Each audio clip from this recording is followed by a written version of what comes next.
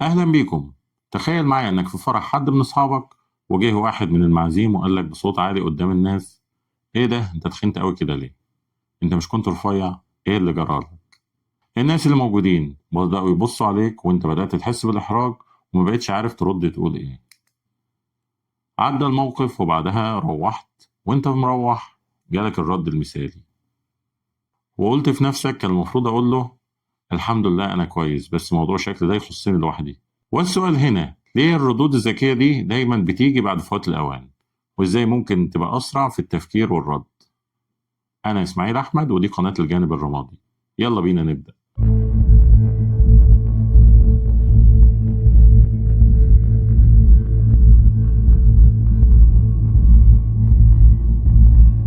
النهاردة هنفهم شوية حاجات من علم النفس وعلم الأعصاب تساعدنا على سرعة البديهة، وهنتعلم شوية تمارين عملية ممكن تساعد يخلي ردنا أسرع.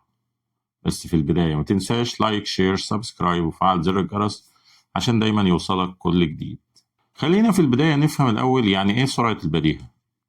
سرعة البديهة مش مجرد إنك ترد بسرعة، لا، هي قدرة الدماغ على معالجة المعلومات اللي قدامه واستدعاء الحل أو الرد المناسب في وقت قصير جدا. يعني مش بس كلام، ده كمان تصرفات. في ناس سريعة البديهة في الكلام بيعرفوا يردوا بذكاء في أي موقف، وفي ناس سريعة البديهة في الأفعال، لما تحصل أزمة مفاجأة بيعرفوا يتصرفوا على طول. خلينا نفهم إيه اللي بيحصل في دماغك لما حد يقولك حاجة وأنت محتاج ترد بسرعة. في جزء في المخ اسمه البريفرونتال كورتكس أو قشرة الفص الجبهي، ده المسؤول عن التفكير المنطقي واتخاذ القرارات. وفي حاجة تانية اسمها working memory أو الذاكرة العاملة، وممكن ترجع لحلقة الذاكرة بأنواعها على القناة، هتساعدك وتفهم منها أكتر.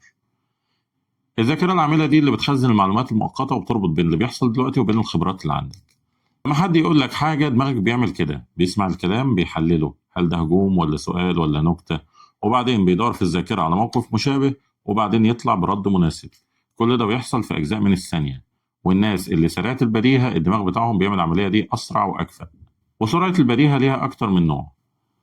سرعة البديهة اللفظية دي لما تعرف ترد بذكاء في الكلام، زي الناس اللي بتقدم الستاند اب كوميدي أو السياسيين أو بعض الإعلاميين.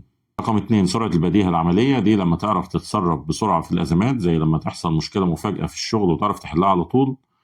رقم ثلاثة سرعة البديهة الاجتماعية، ودي لما تعرف تقرأ الموقف وتفهم إيه المناسب تقوله أو تعمله. هنا نسأل ونقول: طيب ليه في ناس سريعة وناس لأ؟ ده اللي هنعرفه دلوقتي. ليه في ناس مش سريعة البديهة؟ أولا القلق الاجتماعي. أكبر سبب بيخلي الدماغ يتجمد في اللحظات المهمة هو الخوف والقلق.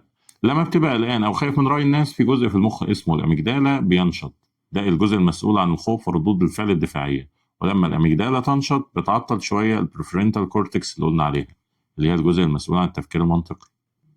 والنتيجة إن دماغك بيتجمد حرفيا، مش قادر يفكر، وبعد ما الموقف يعدي والأدرينالين ينزل دماغك بيرجع يشتغل تاني ويقول لك كان لازم تقول كذا. ومثال بسيط على كده: لو انت في مقابلة شغل والاتش ار سألك ليه سبت شغلك القديم بعد 3 شهور بس، لو انت قلقان ومتوتر فدماغك هيفكر انه اكيد شاكك فيا، او ممكن شايفني شخص مش مستقر، او اني مش جاد ومش عايز اشتغل. والنتيجة هيبقى فيه تلعثم وتوتر واجابات مش واضحة. لكن لو كنت هادي فهتقول له: اكتشفت ببساطة ان الوظيفة مش متوافقة مع مساري المهني وقررت ابحث عن فرصة افضل زي دي. السبب التاني قلة التدريب. سرعة البديهة مش موهبة، دي مهارة. زي ما الرياضي بيتدرب على ردود أفعاله تبقى أسرع، دماغك محتاج تدريب عشان يبقى أسرع في الاستجابة.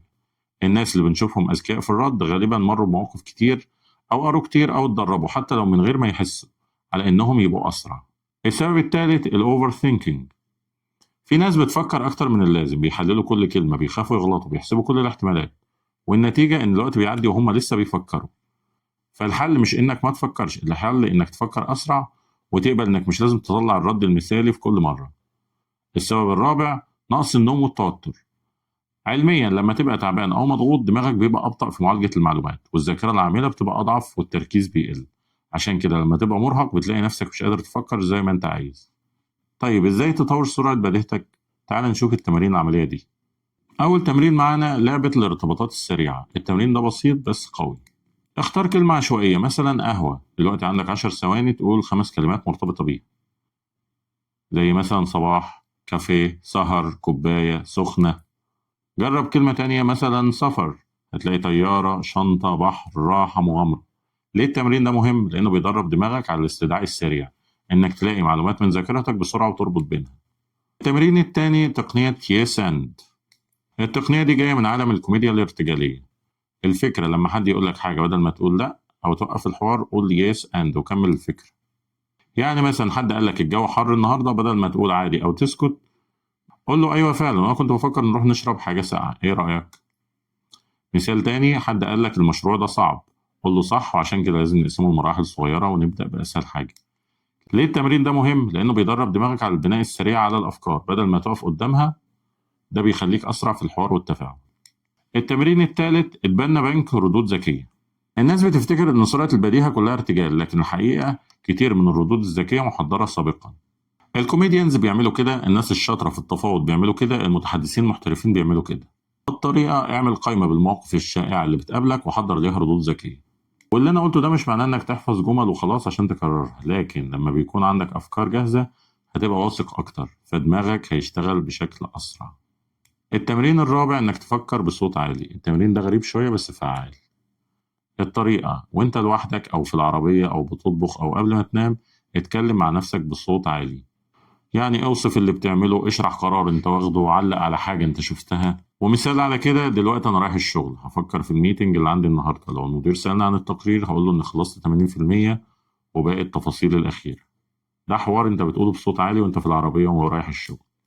ليه التمرين ده مهم؟ لأنه بيدرب دماغك على صياغة الأفكار بسرعة في كلمات، فلما تيجي تتكلم مع حد دماغك بيبقى متدرب على التعبير السريع. التمرين الخامس، اتفرج على كوميديا واقرا كتير. الكوميديانز خصوصا الستاند اب كوميدي دول أساتذة سرعة البديهة. اتفرج على كوميديانز بتحبهم سواء مصريين أو أجانب، أي حد براحتك، وخلي بالك إزاي بيردوا على المواقف، إزاي بيقلبوا الكلام، وإزاي بيستخدموا التوقيت في الرد.